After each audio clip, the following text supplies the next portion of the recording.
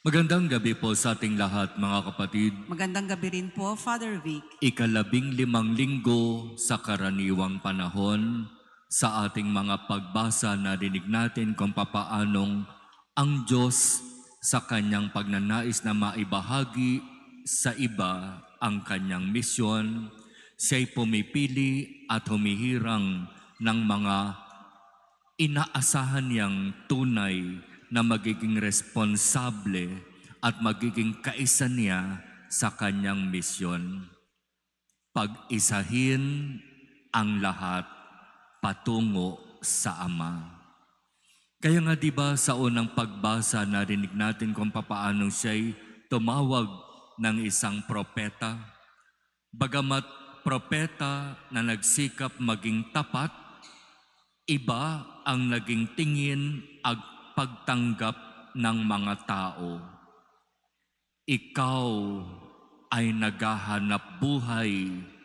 Bumalik ka na doon sa iyong pinanggalingan at doon ka manghula. Napakahirap ang maging isang propeta ni Yahweh. Sapagkat bilang propeta ni Yahweh, ang aking sasabihin, ang aking gagawin ay ang kung ano lamang ang ipinapasabi at ipinapagawa ni Yahweh. Hindi ko ito dadagdagan, hindi ko ito babawasan. At dahil mensahe ni Yahweh, dahil gawain para kay Yahweh, katotohanan. At dahil katotohanan, marami ang masasaktan, marami ang masasagasaan, at marami ang magagalit sa isang propeta na nagsasalita at gumagawa sa pangalan ni Yahweh. Kaya itong karanasan na ito ni Propeta Amos ay tunay na karanasan ng isang propetang nagsikap na maging tapat sa kanyang misyon. Pero sa kabila ng lahat ng sinasabi ng mga tao, ang kanyang naging kalasag ay ang kapangyarihan ng Diyos. Sa kabila ng sinasabing hindi magaganda ng mga tao sa kanya, nanatili si Propeta Amos sa kanyang katapatan sa pagsunod at paglilingkod sa Diyos. Hindi ako propeta ayon sa inyong inaakala.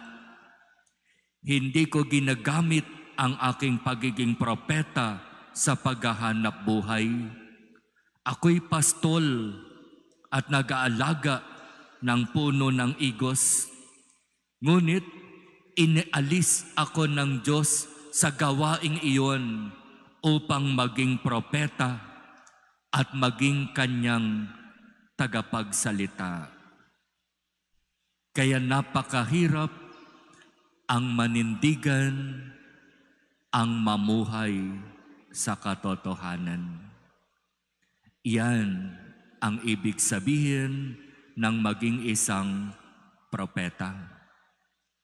Sa ikalawang pagbasa mula sa sulat ni Apostol San Pablo sa mga taga-Efeso, mas lalo niyang binigyang diin ang kung ano ang aasahan ng isang pinili at hinirang para maglingkod sa Diyos.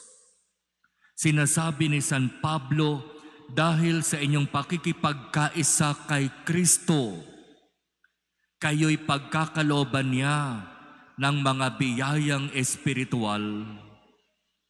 Dahil sa inyong pagiging tapat, sa inyong pagsunod kay Jesus, pagkakalooban niya kayo ng biyaya upang kayo manatili hanggang wakas.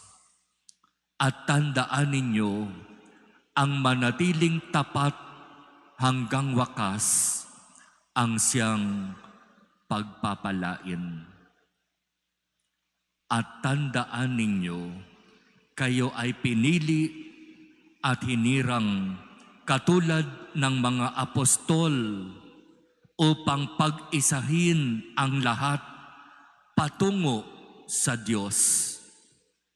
Walang propeta, walang lingkod na pinili at tinawag ang Diyos para maging daan ng pagkakawatak-watak.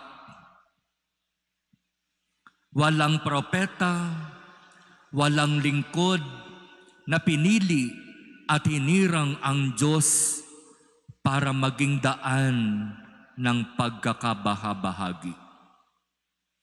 Ang propeta, ang mga apostol, ang mga lingkod ng Diyos ay pinili at hinirang upang maging simbolo ng pagkakaisa, upang maging daan ng kapayapaan. Kaya napakaganda itong sinasabing ito ni San Pablo sa mga pinili at hinirang upang maging apostol.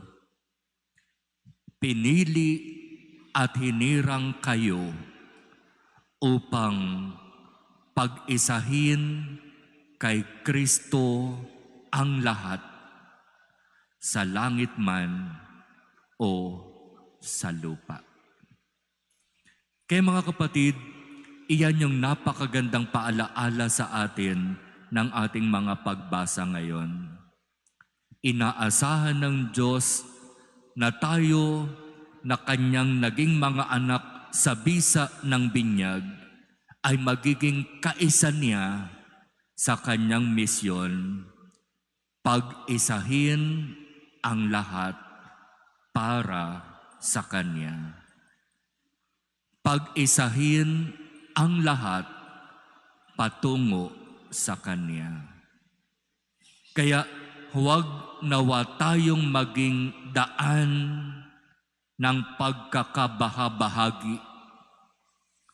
Huwag nawa tayo ang maging dahilan ng pagkakawatak-watak, sapagkat ang gawain ng pagbabahabahagi, ng pagkakawatak-watak ay hindi gawain ng Diyos, kundi yan ay gawain ng dyablo.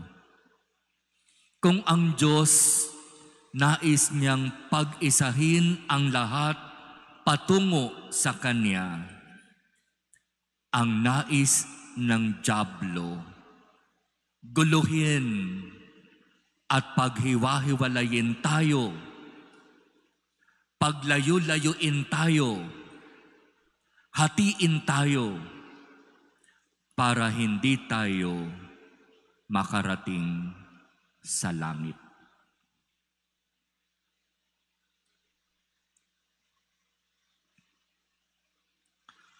Amen.